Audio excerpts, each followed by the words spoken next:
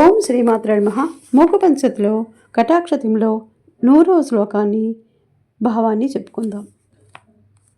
అత్యంత శీతలమనర్గళ కర్మపాక కాకోలహారి సులభం సుమనోభిరేతత్ పీయూషమేవ తవ వీక్షణమంబ కింతు కామాక్షి నీలమిద మిథ్యయమేవ భేదః.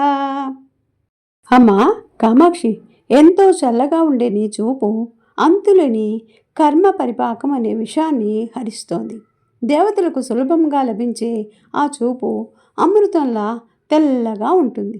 అయితే మానవులకు లభించే నీ చూపు మాత్రం నల్లగా ప్రకాశిస్తోంది. ఇదే నీ చూపులోని భేదం.